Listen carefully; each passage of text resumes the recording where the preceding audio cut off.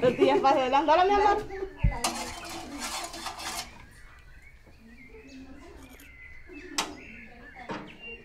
Pagamos casi $10 al mes para el agua, caiga o no caiga el agua.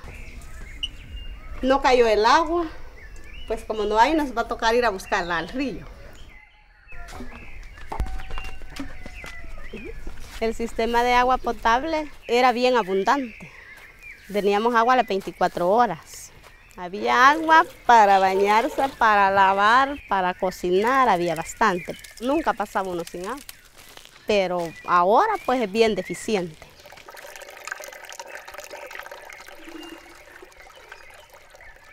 In El Salvador, 2/3 of water systems are in need of major capital investments to assure access to safe water. Azure empowers local communities to effectively manage their water systems by combining engineering, training, and access to capital. Soy Alba Yesenia Isabel Garzona Gutiérrez. Soy alcaldesa municipal. Estamos ahora con Azure movilizando recursos técnicos y financieros para poder mejorar y ampliar el sistema de agua potable.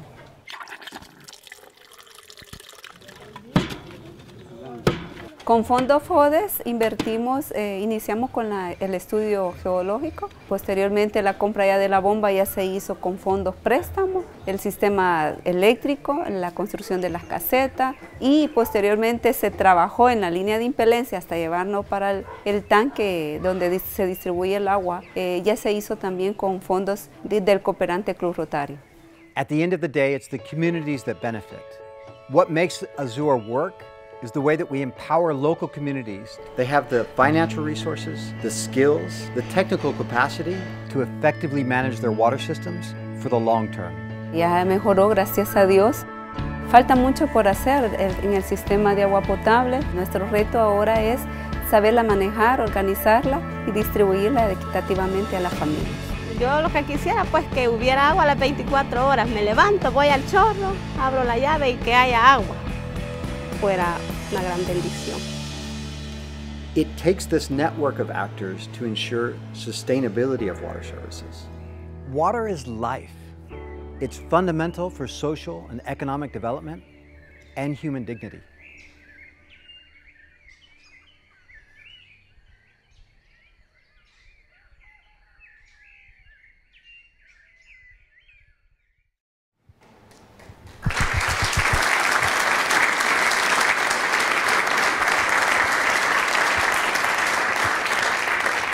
It's my great privilege to introduce my colleague Paul Hicks, and for him to announce CRS's commitment here today. I can promise you that we haven't been sitting on this for 3 months to announce today. We closed essentially last night. So, Paul Hicks. Thank you.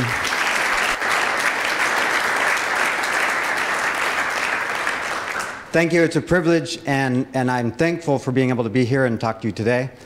So much so that if anybody has been working with me for any amount of time, and Sean Callahan has been working with me, you've never seen me in a tie. And it's a privilege to be able to talk to you about Azure, where it came from and where we're going with it, and the partnerships that we're building to make this happen. There are 2.1 billion people who lack access to safe and reliable water services. And the way that we define that in the Sustainable Development Goal number 6 is that they don't have water when they need it, and it's not safe enough to drink. So the number is staggering. The commitment for the Sustainable Goal number 6 is that by 2030, there will be universal coverage of water and sanitation for all. An amazingly bold, ambitious target, and I think the kind of target we should be going for. Quite a step up from the Millennium Development Goals that we're looking at reducing poverty to actually solving poverty and looking for those solutions that are needed to solve these problems.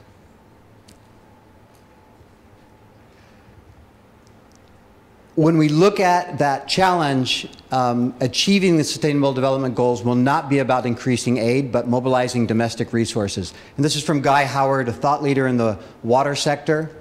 And that is the universal thinking around this. OECD, World Bank, others, all pointing out that the challenge to be able to get to universal coverage for access to water and sanitation will be about mobilizing finance. The World Bank and others have been investing and looking at mechanisms to be able to do this. USAID, OECD, many are investing. However, at this time, most of the investments that go into the water sector are going to large cities, often capital cities. Next. So our question was, how can we mobilize capital for small cities and rural communities to be able to ensure they have the access to capital to be able to improve and manage and expand their water systems? And we started with a thesis that people in developing countries are able and willing to pay for reliable water services. And that came from the experience that we had with an output-based aid program funded by the World Bank in Honduras, where CRS facilitated access to capital that we used to the output-based aid program works in a way where we pre-funded the construction, and then the World Bank reimburses those, the cost of that construction once they verify it has been built. We entered into that with the expectation that we had a donor who was going to pre-finance that construction. We began signing documents with World Bank, and that donor had to retreat and wasn't in a position to be able to pre-finance that. At that time, Skylar Thorpe, who's here, was the regional director for CRS in Latin America, looked at it, analyzed the risk, and said, we can do this. And so we used CRS private funds to pre-finance the construction of a $900,000 water system that benefited thousands of families. The construction went well, and the World Bank reimbursed those funds. Our team on the ground was incredibly resourceful about the way they went at pre-financing the water system. And when I saw how they were doing this, it occurred that we may be able to actually use finance to use loan finance to be able to build these systems. So we conducted a feasibility study to look at that question. From that feasibility study, CRS funded a pilot project in 2015 called Azure. And Azure was designed to be able to test this idea. Would people be willing and able to pay for funds, to pay for their water systems, for the expansion and improvement of their water systems? What we found is that the answer is yes. Last night we were talking about a community who just made a decision that everybody would bump up their monthly water bill from $2 to $8 a month to be able to get a more reliable service of water. With that, Vineet was talking about yesterday about the idea of if you wanted to solve a problem, what you need to do is find that problem, put together a team, and start a company. And basically, that's what we did. Oscar Rodriguez is back here. He's the consultant that we were working with. He was working... He and others made the bold choice to actually form a social enterprise, which we've been supporting on the ground, who's providing the technical services. Over the last 2.5 years, they've been able to mobilize $1.5 million in local funds, including now $600,000 in loans from local financial institutions to be able to improve and expand water systems. The way that we're measuring this impact is on an A through D system. An A system is a system that's functioning very well, providing good services. A D system is a system that's failing. And so what we do is we do an analysis at the start. Where is this level? And then what does it take to move it up that scale?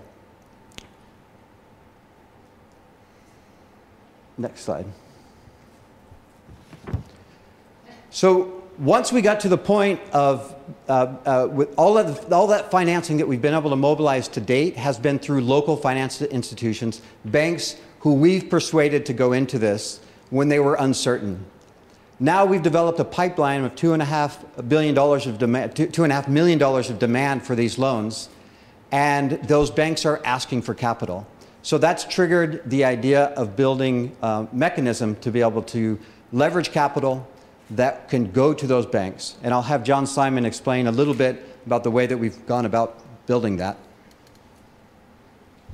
Thanks, Paul. And I think the most important element I want to describe today is the fact that what attracts us as impact investors into this relationship is the track record that Paul just described of CRS's capability to actually get results on the ground. That's the missing element in a lot of what we see out there in terms of the opportunity to make a difference with capital. It's how, and Sean mentioned it actually when in the panel.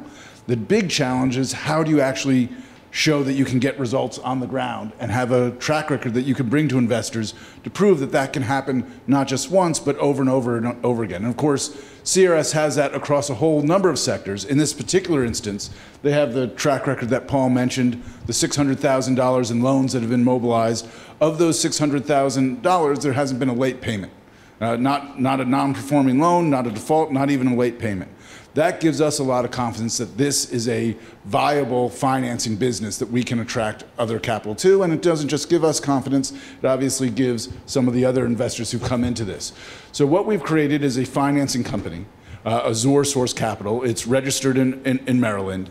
It will provide the funding through a trust in El Salvador to begin with, because we're starting in El Salvador, and that trust will be administered by the Development Bank of El Salvador, Bandasol. And the funding for this comes from, in several tranches. It's a blended finance mechanism. I think we've talked a bit about that over the last day and a half. It starts with common equity. CRS is investing. The Multilateral Investment Fund of the Inter-American Development Bank is investing.